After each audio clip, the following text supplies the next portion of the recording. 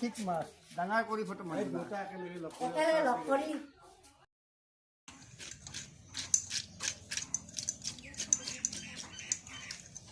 Hello' everyone, আজি হৈছে উৰুকা আৰু মই বৰ্তমান মাহঁতৰ ঘৰত আছোঁ কিবা এটা কাৰণত। আৰু এতিয়া যাম ঘৰত, মানে শহুৰৰ ঘৰত। আৰু পুৱা উঠিছোঁ, ঘৰ দুৱাৰ মুচিলে টিকুৱে। এতিয়া মই অকণমান তেল লগাম, চুলিকেইডাল ধুম। আৰু আমাৰতো ঘৰত মাছ ৰখা হৈয়ে গৈছে, দেখাই আছোঁ আপোনালোকক। আৰু ফ্ৰিজটোত মই 2-এটা মেগনেট লগাই থৈছোঁ, যদি বেছিকৈ আনো তেনেহ'লে লগাই দিওঁ। এয়া ভূটানৰ, এইটো আগ্ৰাৰ, আৰু এইটো যোধপুৰৰ। আৰু এয়া চাওক, ঘৰত কেৱল মাছ, পিঠা, দৈ এইবিলাকেই। এয়া দেখিছেনে, এয়া মাছ। আজি মাছটো ৰাখিছে, বম ডাঙৰ মাছ এটা ৰাখিছে দেই।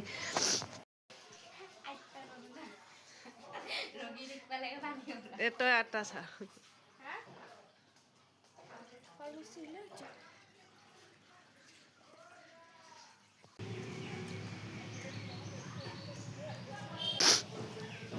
ৰাম, এয়া হৈছে আমাৰ ব্যস্ত ঢেঁকীৰ পাৰ।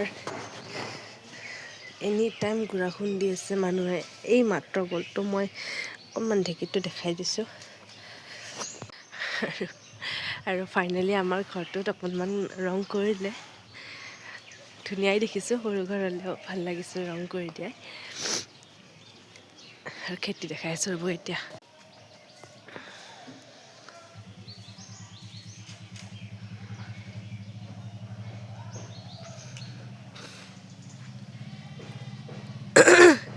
এয়া খেতিটোতো মই প্ৰত্যেক বছৰে দেখাওঁ আপোনালোকক। এইফালে ধুনীয়া, যি বান্দৰে মানে উঘালি চেচ কৰি দিয়ে একদম। এইফালে মূলা, কিবা কিবি ৰুইছে আৰু মায়ে। আৰু সেইফালে পালেঙো আছে। মই খালোঁ 2-3 সাঁজ ঘৰলৈ লৈ গৈ। এয়া চাওক, এইফালে পালেং, সৌডাল উৰহি গছ, সৌডাল উৰহি গছ ফুলিছে। এই এডাল আধামৰা জলকীয়া গছ আছে। আৰু কি বা এইডাল উঠিছে নাজানো মই ইমান গছৰ নাম। আৰু এয়া অকণমান কলবাৰী, আৰু এডাল মধুৰিআম, এইডাল শিলিখা, এইডাল আম, এইডালো আম। সেইবিলাক হৈছে আমাৰ তামোল গছ। আগতে ঢেৰ আছিল, এতিয়া কাটিছে। মানে এই গোহালিটো বনাইছিল আগতে মেৰামতি কৰিছিলে, এতিয়া মানে কেইবছৰমান কৰা নাই। দেখিছে ন অৱস্থা, আৰু কৰিব লগা হৈছে। আৰু বিশেষ কি দেখুৱাম আৰু, সেয়া ফুলগছ মৰহিয়ে গ'ল। বহুত জলদি ফুলিছিল, মানে আগতীয়াকৈ ৰোৱা আছিল। আৰু এয়া আমাৰ মন্দিৰ, সেইফালে এইখিনি হৈছে মনসা মন্দিৰ। আৰু এয়া হৈছে আমাৰ বাহিৰৰ মন্দিৰ, আৰু এটা সিফালেও আছে। এয়া দেখিছেনে, এয়া হৈছে আমাৰ চোতালৰ সন্মুখত থকা ফুলকেইজোপা। কিমান ধুনীয়াকৈ ফুলিছে দেখিছেনে। আমাৰ ফুলবোৰ কিয় ইমান ওখ হয় মই গমেই নাপাওঁ, ইমান ওখ হয় নহয়। এয়া দেখিছেনে, একেবাৰে ওপৰৰ ফুলটো ছিঙিবলৈ আমি জখলা লগাব লাগিব। আৰু এয়া চোতালত পেহী আৰু টিকুৱে এনেই 2-এটা ক'ৰবাৰ পৰা আগ বুটলি আনি ফুলৰ ৰুই থৈ দিছে। এনেকৈ হৈছে, ধুনীয়া লগা হৈছে। আৰু এয়া আমি বিয়াৰ আগতে গছ ৰুইছিলোঁ। মাজুজনীয়ে ৰুইছিলে গোলাপডাল, আৰু এই ঠাণ্ডাটো সৰু সৰু ফুল যে সেইটো।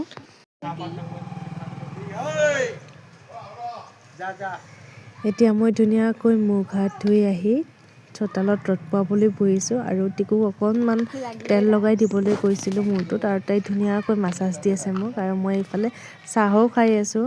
মায়ে 2-3খনমান পিঠা দিছে, লাড়ু দিছে, খাই শেষ কৰিছোঁ। আৰু অকণমান আপোনালোকক দেখাই দিছোঁ কি কি খালোঁ।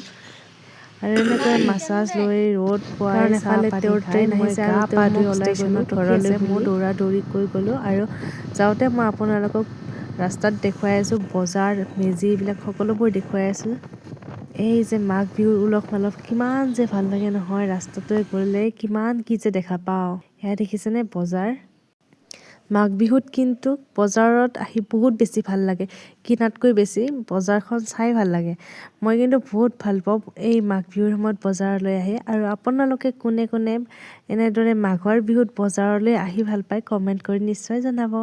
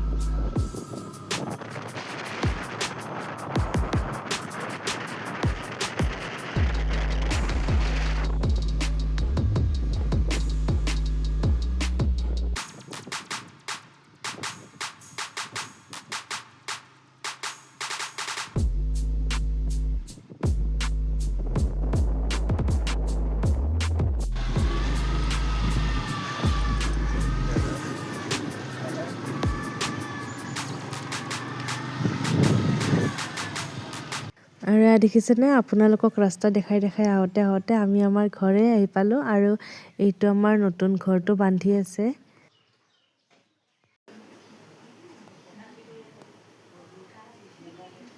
আৰু আহিয়েই ইয়াত মই মেখেলা চাদৰযোৰ পিন্ধি লৈছোঁ। কম্পালচৰি নহয় যে মেখেলা চাদৰ পিন্ধিব লাগিব, মই নিজেই পিন্ধিছোঁ। আৰু তাৰপাছত চোতালত ৰ'দ পোৱাই থাকোঁতে দেখা পালোঁ সৰু এটা বিৰাট ডাঙৰ মাছ লৈ আহিছে, মিৰিকা এইটো।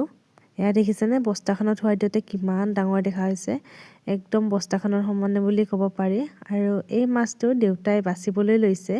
দেউতাই মাহকাৰৰ কেইটামান খাবলৈ সানি লৈছিল, কিন্তু মাছটো অহা দেখি দৌৰা দৌৰিকৈ বাচিবলৈ ল'লে, সেয়েহে মায়ে দেউতাক মাহকাৰৰ কেইটা খুৱাই দি আছে। এইফালে দেউতাই মাছটো বাচি থকা দেখি মা আৰু মই এপাক মন্দিৰৰ পৰা ফুৰি আহিলোঁ। সন্মুখতে যিহেতু আমাৰ মন্দিৰটো আছে, মায়ে ক'লে সৰুহঁতৰ নাটকৰ পোষ্টাৰ লাগিছে, তোমাক দেখাই দেখিছেনে আমাৰ গাঁৱৰ মেজি এটা বনাইছে মন্দিৰৰ পৰম্পৰা হিচাপত। আৰু এয়া কাষতে মানুহ যে দম লাগি আছে, তাত ছাগলী কাটি আছে আজি, যিহেতু উৰুকাৰ বতৰ, তো ইয়াতে ছাগলী কাটি বিক্ৰী কৰি আছে। আৰু এয়া হৈছে আমাৰ গাঁৱৰ মন্দিৰ, শ্ৰী শ্ৰী কান্তেনী আইৰ মন্দিৰ হয় এইটো। আৰু এয়া মই আপোনালোকক এনেই মন্দিৰৰ চাৰিওপাশটো দেখাই দিছোঁ। আৰু এই পোষ্টাৰখন দেখাবলৈ মায়ে মোক লৈ আনিছিলে। এইফালে ঘৰ আহি দেখিলোঁ দেউতাৰ মাছটো কটা বাছা হৈ গৈছে, মোক ধুনীয়াকৈ ধুই দিছে। আৰু মই এইফালে এতিয়া মাছটো ভাজিম, মাছ ভজা দায়িত্বটো মোৰ। মায়ে ধুনীয়াকৈ মোক চৌকাত জুই ধৰি দিছে আৰু ইয়াত মই মাছ ভাজিম আৰু মায়ে আনফালে ভাত আঞ্জাৰ ব্যৱস্থা কৰিব দুপৰীয়াৰ বাবে। এতিয়া মই মাছ ভাজিবলৈ আহিছোঁ। মই আধা ভিডিঅ' দেখুওৱা নহ'ল মাহঁতৰ পৰা অহাখিনি, মানে মই অকণমান দৌৰা দৌৰি লাগিল, ঘা পা ধুলোঁ। তাৰপাছত ৰাতিপুৱাই যে মাছটো দেখাইছিলোঁ, সেইটোত মই 2 পিচ মাছ খাইছোঁ, এটা হাঁহৰ কণী, তাৰপিছত ৰাতিৰে দাইল আছিল আৰু আলু ভাজি আছিল। এইখিনি ধুনীয়াকৈ মায়ে দিছে, মই একেবাৰে পেট ভৰাই খাই দৌৰা দৌৰিকৈ ওলাই আহিছোঁ, কাৰণ এওঁ ৰখি আছিল। তো আহি পাই এতিয়াতো দেখাইছোঁৱে আপোনালোকক, ইয়াতো মাছৰ কাৰবাৰ চলি আছে আৰু এতিয়া মই মাছ ভাজোঁ।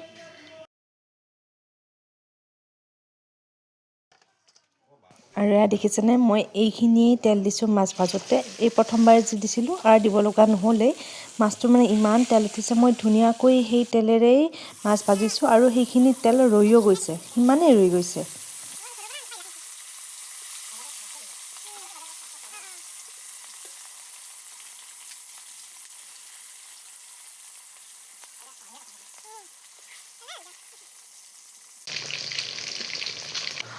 পুৰণি চুৰণিলৈ বহি আছোঁ, পিছফালে মানে মাছে একদম ৰং ৰূপ দেখাই আছে, ধমধমে আছে একদম। ইয়াত চাওকচোন, 3 পিছৰ ওপৰত দিব নোৱাৰিলোঁ, বাপৰে।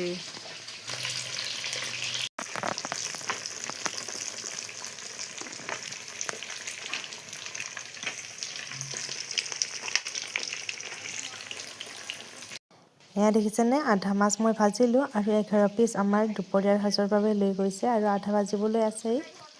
আৰু এইফালে মই মাছ ভাজি ভাজি মাছ খাই আছোঁ, 2 পিচ খালোঁ। কোনেও এইটো কথাত নধৰিব যে মাছ ভাজি ভাজি খাব নাপায় কিবা কিবি, মই আগেয়ে কৈ দিছোঁ আমি খাওঁ আৰু তাত কোনেও যাতে দোষাৰোপ নকৰে এইটো কথাত।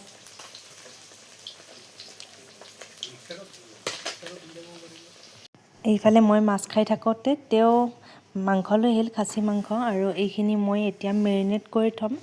নিমখ, হালধি, মিঠাতেল আৰু অকণমান গৰম মছলা সানি থৈ দিছিলোঁ, ঘৰতে পিছা আছিল, এইখিনি সানি মই ধুনীয়াকৈ মেৰিনেট কৰি থৈ দিছোঁ। আৰু কিছু সময় জিৰাই গধূলি সময় আমি এয়া তেল পিঠাৰে চাহ খাবলৈ লৈছোঁ।